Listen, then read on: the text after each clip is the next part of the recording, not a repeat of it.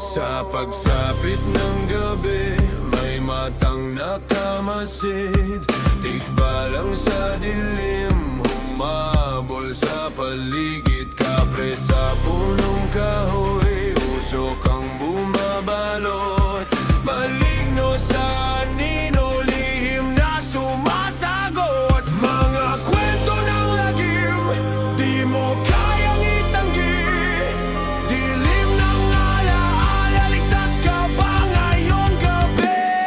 Kilabot Pinoy Horror Story, mga hiwagang sa dilim, bumabalik. Kilabot Pinoy Horror Story, ligtas ka ba o sa takot ka matitigatig?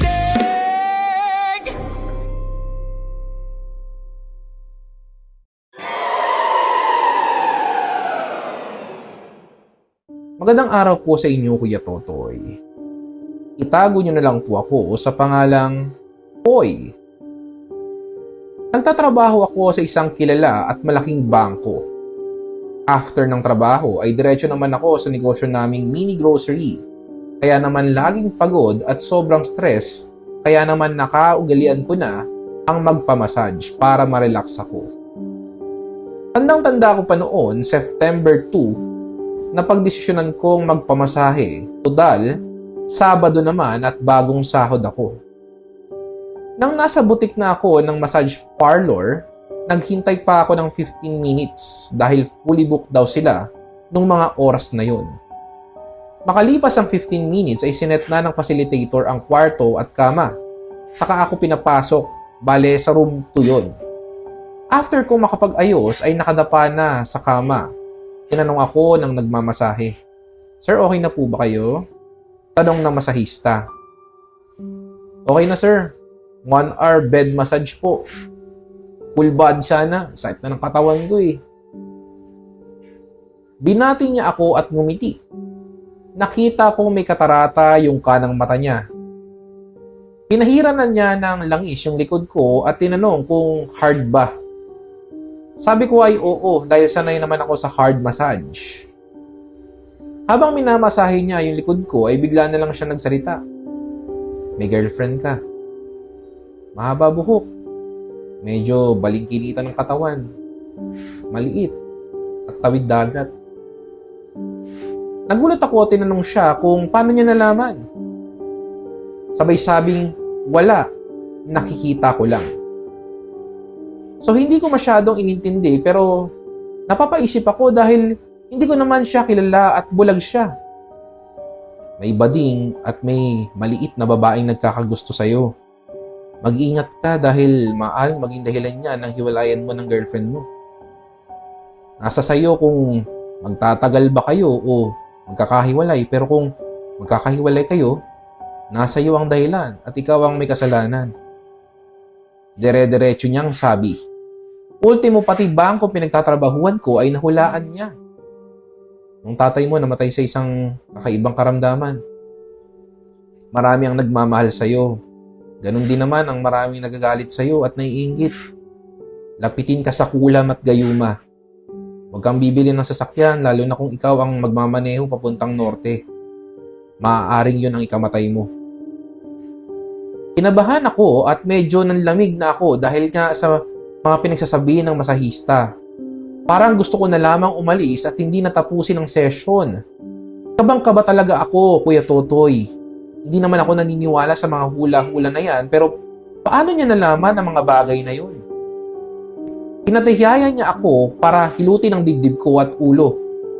Doon ko nakita yung mukha niya ng buo. Sabay tanong niya, "Kinakabahan ka ba?" "Nalalamig ka sir eh." Sabi ko na lamang na hindi. After ng session, may binibigay siya sa akin na parang agimat ata yun, panlaban daw sa masasamang elemento at mga kulam, pero hindi ko yung tinanggap sa takot na rin na baka kung anong meron sa binibigay niya. Nagpasalamat na lamang ako at nagbihis. Hindi pa rin maalis sa isip ko yung pinagsasabi sa akin ng masahista. Naging normal naman ang buong linggo ko hanggang sa mapagdesisyonan ko ulit na magpamasahe sa matanda. Gusto kong bumalik at sukatin ang kakayanan niya at kung talagang totoo ang mga sinasabi niya. September 16, after ng RDOT or RDOT sa trabaho, dumiretso ako sa massage parlor. Magiliw akong in-entertain ng receptionist. Nakakiti niyang tinanong na, "Kamusta sir? Papamassage po ba ulit kayo? Ilang oras sir?" Sagot ko naman ay 1 hour lang, bed massage, full body. Mga repakol, nag-e-enjoy ba kayo sa tampok nating kwento ngayong araw? Kung nag-e-enjoy kayo ay mas mag-e-enjoy kayo dito sa sasabihin ko. Dahil kung naghahanap ka ng digital bank na sulit talaga, ay eto na yon. I-download mo na ang Maribank dahil bukod sa madali lang itong gamitin, ang dami pang benefits na makukuha mo. Una, free bank transfers. Wala kang iintindihin na extra charges kada send mo ng pera. Pangalawa, may daily interest ang savings mo. Ibig sabihin, habang nakatambay lang ang pera mo sa bangko, ay kumikita ito araw-araw. Ngayon, ito pa ang bonus. Dahil love na love ko kayo mga repakol.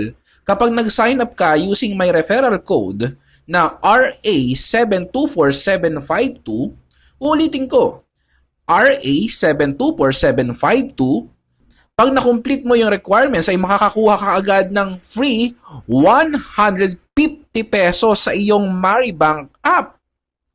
At kung gusto mong mas mapabilis ay pwede mo rin i-click ang link sa description section ng episode na ito at nandito rin sa screen ninyo kung nanonood kayo ng video ang referral code ko. So isipin mo yan, may digital bank ka na, kumikita pa yung pera mo daily, may free bank transfers ka pa, tapos may instant 150 pesos ka pa. Ano bang iniintay nyo mga repakol? Download Maribank app today. May dumating pa siyang isang kasama na doon din nagtatrabaho. "Sir, pwede bang mag-request kung sino yung magmamasahe sa akin?" Tanong ko sa receptionist. "Oo naman sir, pwede po. Sino po ba ang request nyo?" Tanong ng receptionist. Actually, hindi ko siya kilala eh. Hindi ko nakuha yung pangalan niya last time. Pero yung may katarata siya sa kanang mata, medyo may katangkaran ng konti. Pero pag nakita ko siya, natuturo ko siya. Sabi ko sa receptionist at isa pa niyang kasama. Hindi sila sumagot at nagkangitian lang. May kinuha yung receptionist sa drawer at may pinakitang larawan sa akin. "Ito ba sir yung sinasabi niyo?" Tanong niya. "Oo, yan nga po. Available ba siya? Hintayin ko na lang siya kung hindi pa siya tapos mag-massage ng ibang customer." Sabi ko. Nagkatinginan lang ulit yung dalawang babae at napakamot ng ulo yung isa. Nakita kong namumula yung isa at nagtanong ako ng, "Bakit? May problema ba?" Sumagot yung receptionist. "Sir, si Kuya Henry po ito. Patay na siya nung January pa nitong taon lang. Inatake sa puso dyan sa room 2. Grabe. Sobrang lanlaki yung mga mata ko at nagsitayuan lahat ng balahibo ko. Parang gusto kong tumakbo palabas ng massage parlor. Hindi lang naman kayo sir yung naka-experience niyan. Actually, pang-5 na ho kayo. Lalo pang tumindig yung balahibo ko sa sinabi ng receptionist. Mabait naman ho si Kuya Henry at manghuhula din siya. Kadalasan nga sir, tama yung hula niya at laging may binibigay na parang pangontra daw, yung parang agimat sir. Sabi ng receptionist. Oo nga eh, may binibigay nga siya sa akin pero hindi ko tinanggap. Umalis ako ng massage parlor na tolero at hindi makapaniwala sa lahat ng nangyari. Umuwi akong takot. Nawa ay matahimik na ang kaluluwa ni Kuya Henry. Hanggang dito na lang po ang kwento ko, Kuya Totoy. Muli, ito po si Poy at ito ang kwentong kilabot ko. Nagustuhan mo ba ang kwento natin ngayon sa Kilabot Pinoy Horror Stories? Like and subscribe na sa aming YouTube channel. Give us 5 stars rating. Kung may sarili kang nakakatakot na kwento, ipadala ito sa aming Facebook page o sa kilabotstories2021@gmail.com. Huwag kalimutang i-click ang follow button at notification bell sa Spotify para sa updates sa bagong episodes. Hanggang sa susunod na kwentuhan mga repakol! Paalam!